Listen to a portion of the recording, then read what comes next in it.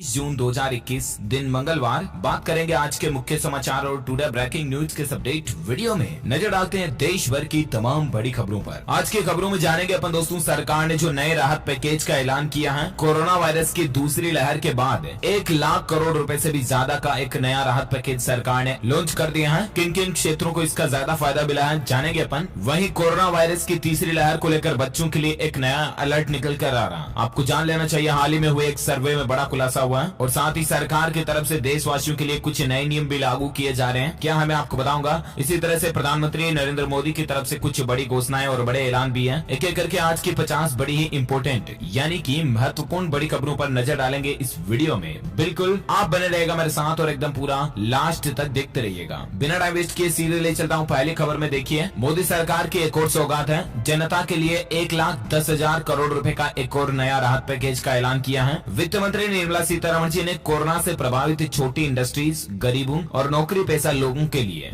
ये नया राहत पैकेज जारी किया है। अब इसमें आपको क्या क्या बेनिफिट्स मिलेंगे इसके कुछ पॉइंट्स आप स्क्रीन पर देख सकते हैं। वित्त मंत्री निर्मला सीतारमण जी के 5 बड़े ऐलान हैं। कोरोना प्रभावित सेक्टर को 1.1 लाख करोड़ रुपए का लोन मिलेगा। अच्छा, इसके अलावा emergency credit line guarantee scheme में 1.5 लाख करोड़ रुपए की अतिरिक्त रकम रखी गई है। हेल्थ केयर सेक्टर को 50,000 करोड़ रुपए का लोन दिया जाएगा, यानी कि हॉस्पिटल वगैरह हो गए, मेडिकल इन फील्ड को 50,000 करोड़ रुपए का लोन देगी ताकि इनका इंफ्रास्ट्रक्चर और बढ़ सके और कोरोना की तीसरी लहर से लड़ने में हम और ज्यादा मजबूत हो सके, है ना। वहीं देश के 25 लाख छोटे कारोबारियों को माइक्रो फाइनेंस इंस्टीट्यूशन के जरिए लोन दिए जाएंगे और साथ ही टूरिस्ट गाइड्स के लिए भी 1 लाख रुपए तक का लोन इस नए राहत पैकेज से मिल सकेगा। तो कई सारे ऐसे क्षेत्रों का इसमें खास ध्यान रखा गया है जो कोरोना से सबसे ज्यादा प्रभावित हुए हैं। क्रेडिट गारंटी स्कीम का ऐलान किया गया और इसके तहत जो माइक्रो फाइनेंस लेंडिंग कंपनीज हैं उनके जरिए लोगों को 1.25 लाख रुपए तक का कर्ज आसानी से मिल जाएगा। टूरिज्म सेक्टर के लिए भी एक नया राहत पैकेज का ऐलान किया जिसमें खास करके टूरिस्ट गाइड वगैरह को आसानी से लोन वगैरह मुहैया मिल सकेगा, है ना। साथ ही 5 लाख टूरिस्ट को फ्री टूरिस्ट वीजा भी दिया जाएगा। वित्त मंत्री ने घोषणा करते हुए कहा कि 5 लाख विदेशी टूरिस्ट वीजा जो है वो मुफ्त में जारी किए जाएंगे। इस प्लान का लाभ 31 मार्च 2022 तक मिलेगा। वही दोस्तों, इस राहत पैकेज से सार्वजनिक स्वास्थ्य सेवाओं में सुधार होगा। किसानों को भी इस राहत पैकेज में महत्व दिया गया है। वित्त मंत्री के ऐलान पर पीएम मोदी का ये कहना है। अब यहाँ पर देखिए, निर्मला सीतारमण ने राहत पैकेज में किसान भाई लोगों का भी खास ध्यान रखा है। खाद सब्सिडी में वृद्धि को लेकर एक अहम ऐलान किया गया। दरअसल दोस्तों, पिछले साल वित्त वर्ष में किसानों को खाद सब्सिडी के रूप में 27,500 करोड़ रुपए दिए गए थे, ठीक है ना। लेकिन इस चालू वित्त वर्ष में इनको बढ़ाकर 42,275 करोड़ रुपए कर दिया गया। तो खाद सब्सिडी को भी इस राहत पैकेज के जरिए बढ़ाया गया है। ये किसान भाई लोगों के लिए बड़ी ही अच्छी बात है। वहीं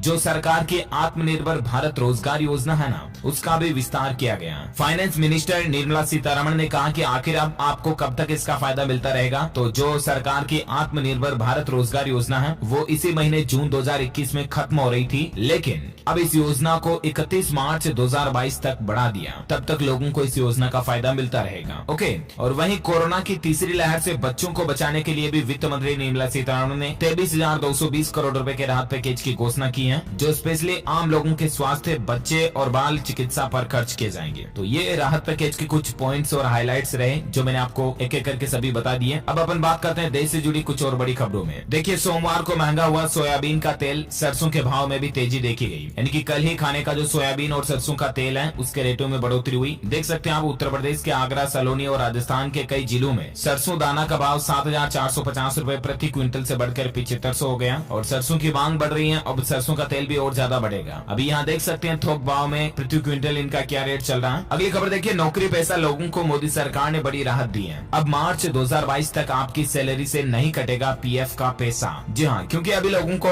जो काम करने वाले, नौकरी पैसा करने वाले लोग हैं, उनको पैसों की जरूरत है क्योंकि कोरोना महामारी के दौरान वैसे आर्थिक संकट चल रहा। तो इसी कारण लोगों की इस सहूलियत को देखते हुए सरकार ने बड़ी राहत दी है। 31 मार्च 2022 तक आपकी सैलरी का जो हर महीने पीएफ का पैसा कटता है ना, वो अब नहीं कटेगा। ओके, अगली खबर देखिए, सरकार ने इलेक्ट्रॉनिक्स उत्पादों के लिए पीएलआई योजना को भी 1 साल बढ़ाकर 2025-26 कर दिया। जी हाँ, सरकार ने कल ही मोबाइल फोन पर जोर के साथ बड़े पैमाने पर इलेक्ट्रॉनिक्स उत्पादों के विनिर्माण पर आधारित जो प्रोत्साहन योजना है पीएलआई, उसकी अवधि को भी 1 साल बढ़ा दिया और अब इसको कुल मिलाकर के 2025-26 तक कर दिया। ओके, अगली खबर देखिए, कोरोना वायरस के डेल्टा प्लस के खतरे को देखते हुए वीडियो कॉन्फ्रेंसिंग के जरिए जारी रहेगी कोर्ट की कार्यवाही। ये कहना दोस्तों दिल्ली हाई कोर्ट की तरफ से, क्योंकि अभी कोरोना वायरस का नया वेरिएंट का खतरा मंडरा रहा है, डेल्टा प्लस वेरिएंट का, आपको पता होगा। तो इस खतरे को देखते हुए अगले महीने की 23 तारीख तक यानी कि 23 जुलाई तक वीडियो कॉन्फ्रेंसिंग के माध्यम से ही आवश्यक मामलों की सुनवाई करने का दिल्ली हाई कोर्ट ने निर्णय लिया है। इस डेल्टा प्लस वेरिएंट को लेकर कुछ और अलर्ट और चेतावनी भी आ रही, मैं आपको आगे बताऊंगा कोरोना अपडेट में। फिलहाल खबर देखिए दोस्तों, दुनिया में सबसे ज्यादा कोरोना वैक्सीन लगाने वाला देश बन चुका हमारा भारत। अमेरिका और ब्रिटेन को भी पछाड़ दिया। जी हाँ, मतलब दुनिया में सबसे ज्यादा नंबर ऑफ वैक्सीनेशन के रिकॉर्ड में इंडिया नंबर 1 पर आ चुका, टॉप 1 पर। और देश के इस क्षेत्र में नंबर 1 आने पर भारत के प्रधानमंत्री नरेंद्र मोदी ने देश को बधाई भी दी। उन्होंने कहा कि रफ्तार पकड़ रहा है भारत का टीकाकरण अभियान। अच्छा, वहीं देखिए दोस्तों, बच्चों में कोरोना फैल रहा है क्योंकि हाल ही में देश की आर्थिक राजधानी मुंबई में सीरो सर्वे किया गया और उस सर्वे में पता चला कि 50% बच्चों में संक्रमण पाया गया क्योंकि उनमें कोरोना की एंटीबॉडीज देखी गई और ज्यादातर बच्चों की उम्र 10 से 14 साल थी। यानी कि जो एक्सपर्ट्स लोगों ने अनुमान लगाया था कि कोरोना की तीसरी लहर बच्चों को सबसे ज्यादा प्रभावित करेगी, कहीं ना कहीं ये अनुमान अब हकीकत में बदलता नजर आ रहा, क्योंकि इस सीरो सर्वे में 50% बच्चों में एंटीबॉडीज मिली और 51% पॉजिटिविटी रेट पाई गई।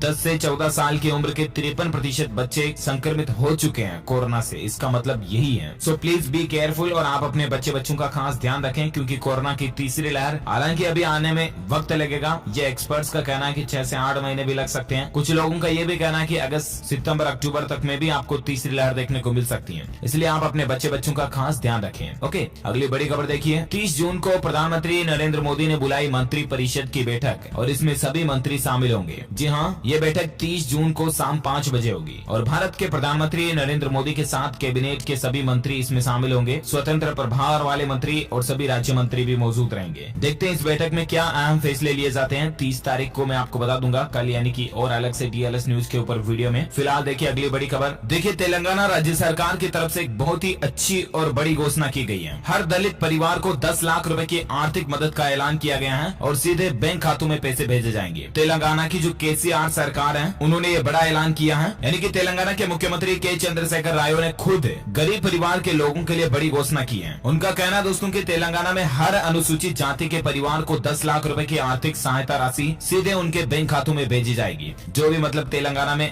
दलित लोग हैं, गरीब लोग हैं, उनको सरकार ये 10-10 लाख रुपए की आर्थिक वित्तीय सहायता राशि देगी। देश में पहली बार दोस्तों कोई राज्य सरकार इस तरह की डायरेक्ट सहायता राशि जो है गरीबों को मुहैया कराने से आ रही है और वो भी इतनी बड़ी रकम के रूप में 10-10 लाख रुपए। वाकई में सरकार की तरफ से बहुत बड़ा फैसला लिया गया है ये। और चलिए अगली बड़ी खबर देखिए दोस्तों, ज्वेलरी की भी होगी यूनिक ID। जुलाई से आधार कार्ड के जैसे ही ज्वेलरी के हर नग की एक यूनिक पहचान अनिवार्य होगी। इससे पता चल जाएगा कि गहने कहीं चोरी के तो नहीं है। मतलब ये जो आपका जो गहने होंगे ना, उनका भी एक सीरियल नंबर होगा। हाल ही में आपको पता होगा कल ही सरकार ने ये भी प्लान बनाया था कि देश के सभी जमीन जायदाद संपत्ति प्लॉट वगैरह का भी एक यूनिक नंबर बनाया जाएगा ताकि इनका भी एक ऑनलाइन रिकॉर्ड बन सके। अब यहाँ पर सरकार का एक नया प्लान ये बनकर आ रहा है कि ज्वेलरी जो होगी ना, उनके भी हर नग की एक विशिष्ट पहचान होगी, UID होगी, उसकी एक यूनिक आइडेंटिटी होगी और इस UID में बेचने वाले ज्वेलर का कोड और ज्वेलरी की पहचान दोनों ही दर्ज होगी। कोई व्यक्ति जैसे ही BIS द्वारा बनाए जा रहे मोबाइल ऐप में ये UID डालेगा तो पता चल जाएगा कि ये ज्वेलरी कब और कहां से खरीदी गई है। इतना रिकॉर्ड मतलब ज्वेलरी को लेकर भी सरकार बनाने जा रही है। ज्वेलरी बेचने वाले का भी एक यूनिक ID अनिवार्य होगा और ज्वेलरी की भी एक खास पहचान होगी। यानी कि सुनार की भी एक अलग से ID होगी और ज्वेलरी जो आप खरीदोगे बेचोगे उसकी भी एक यूनिक आइडेंटिटी होगी। तो ये सरकार की अच्छी प्लानिंग चल रही है और 1 जुलाई से इस तरह का नियम लागू होने जा रहा है। वाकई में अमेजिंग,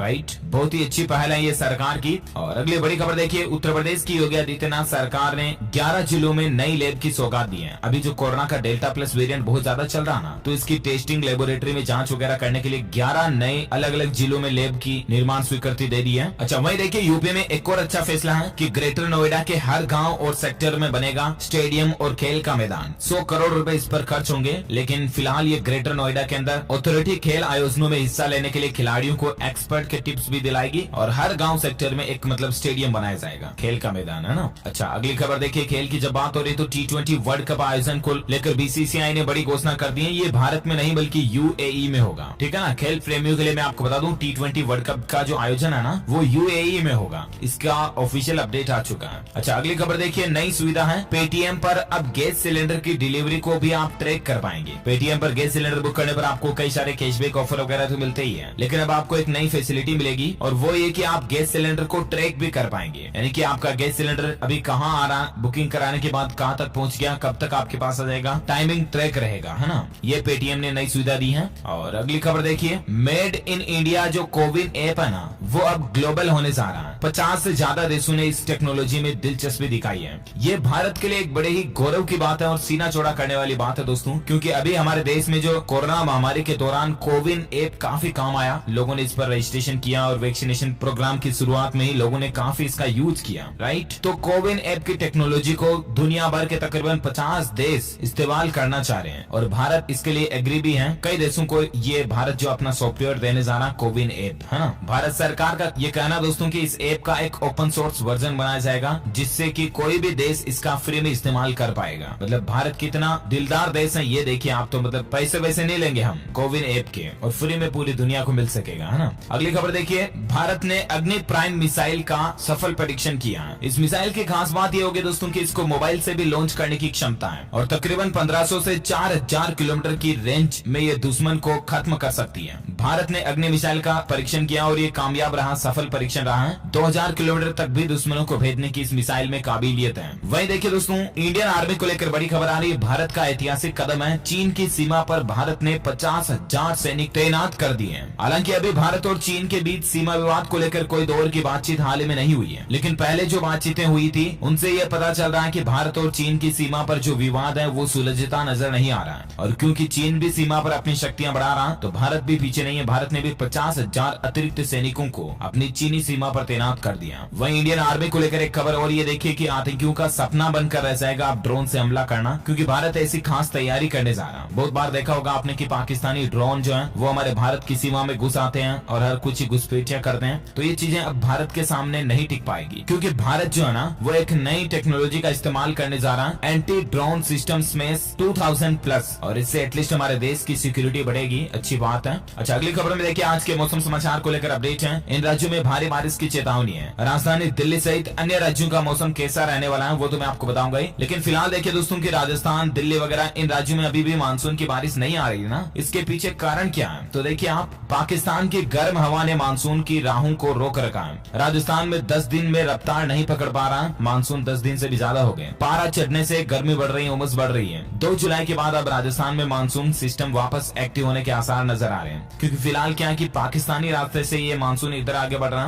तो पाकिस्तान की गर्म हवाओं के चलते मानसून जो है रुक रहा। तो उम्मीद है 2 जुलाई के बाद आपको राजस्थान, राजधानी दिल्ली वगैरह में और जहां मानसून नहीं पहुंच पाया है वहां भी बारिश देखने को मिलेगी। फिलहाल अगले 24 से 48 घंटों के दौरान आज संपूर्ण भारत का 29 जून 2021 का मौसम पूर्वानुमान आखिर क्या कहता है? तो आपको बता दो, अगले 24 घंटों के दौरान सिक्किम, असम, मेघालय, अरुणाचल प्रदेश इन राज्यों में कुछ बारिश देखने को आपको मिल सकती है। इसके अलावा पश्चिम बंगाल हो गया, मध्य महाराष्ट्र, कोंकण, गोवा, गुजरात, कर्नाटक, केरल, लक्षद्वीप, छत्तीसगढ़, साथ ही झारखंड, अंडमान निकोबार के कुछ इलाकों में भी आपको हल्की मध्यम बारिश देखने को मिल सकती है। ओके, अगले 24 घंटों के दौरान का वेदर न्यूज अपडेट ये रहा। वहीं सराफा बाजार में सोने चांदी के रेट को लेकर खबर देखिए। आज फिर सोने चांदी में मामूली उछाल देखा गया। सोने के रेट में 116 रुपए की तेजी आई और उसके बाद सराफा बाजार में सोने का रेट 46,337 रुपए प्रति 10 ग्राम चल रहा। वहीं चांदी में 161 रुपए का उछाल देखने को मिला और उसके बाद अभी चांदी का रेट 67,015 रुपए प्रति किलोग्राम रेट चल रहा। ओके, ये रहा आज का gold and silver price today news. और वहीं कोरोना वायरस से संबंधित कुछ बड़ी खबरों पर नजर डालते हैं। देखिए अपडेट आप, गर्भवती महिलाओं के लिए स्वास्थ्य मंत्रालय ने गाइडलाइंस जारी की है और स्वास्थ्य मंत्रालय का ये कहना है कि कोरोना की वैक्सीन लगवाना उनके लिए क्यों जरूरी है। तो दरअसल स्वास्थ्य मंत्रालय का कहना है कि ऐसी महिलाएं जिनका मोटापा ज्यादा है और जिन्हें हाई ब्लड प्रेशर की समस्या या उनकी उम्र अगर 35 साल से ज्यादा है तो उन्हें कोरोना का खतरा ज्यादा है। इसलिए गर्भवती महिलाएं भी जरूर वैक्सीन लगवा लें और दूसरी महिलाएं भी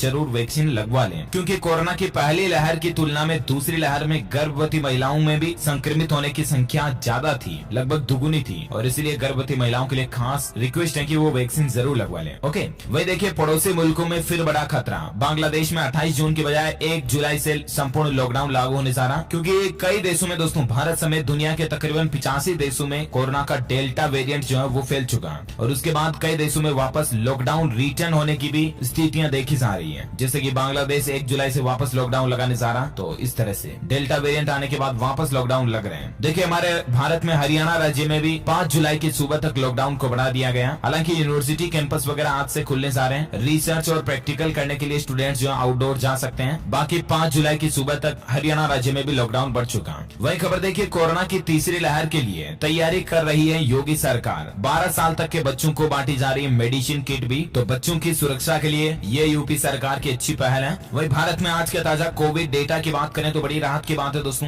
पिछले 24 घंटों में सिर्फ 37,000 ही कोरोना के नए मामले देखे गए भारत में। वहीं 907 लोगों की 24 घंटों में मौत हुई, सिर्फ 907 ही। ये आंकड़ा अब धीरे धीरे कम होते जा रहा, जो कि वाकई में बड़ी ही राहत की बात है। अभी भारत में कुल मरने वालों की संख्या 3,97,000 से ज्यादा हो चुकी है। एक्टिव केस अभी भारत में 5,47,000 चल रहे हैं। ओके, ये रहा आज का कोविड डेटा, कोरोना का आंकड़ा। और अब अपन नजर डाल लेते हैं देश से जुड़ी कुछ और बड़ी हेडलाइंस न्यूज पर। देखिए, पंजाब में रोडवेज कर्मियों की 3 दिन की हड़ताल शुरू हो चुकी है। तकरीबन 1300 बसों के चक्के जाम है। रोडवेज के जो अनुबंध कर्मी वगैरह हैं, ये हड़ताल पर जा चुके हैं बुधवार तक पंजाब में। साथ ही बड़ी खबर देखिए, कर्नाटक राज्य में महामारी के बीच सरकार ने 4000 मेडिकल ऑफिसर्स की नियुक्ति की। MBBS ग्रेजुएट के लिए ग्रामीण क्षेत्रों में अनिवार्य सेवा लागू हो चुकी है। वहीं खबर देखिए, झारखंड में अब रेडियो के जरिए भी पढ़ाई कर सकेंगे स्टूडेंट्स। 28 जून से केंद्र सरकार की ओर से सीधा लाइव प्रसारण किया जाएगा रेडियो में भी। साथ ही खबर देखिए, टीम इंडिया श्रीलंका पहुंच चुकी है। वनडे और T20 सीरीज का पूरा शेड्यूल जारी हो चुका है। आप स्क्रीन पर देख सकते हैं, भारतीय टीम श्रीलंका में 13 जुलाई से वनडे सीरीज खेलेगी और उसके बाद 3 मैचों की T20 सीरीज भी खेली जाएगी। ये तस्वीरें भी आप देख सकते हैं, इंडियन टीम रवाना हो चुकी है। वही खबर देखिए दोस्तों, कल ही ट्विटर ने भारत के नक्शे से छेड़छाड़ करके जम्मू कश्मीर और लद्दाख को अलग दिखाते हुए एक नक्शा शेयर किया था।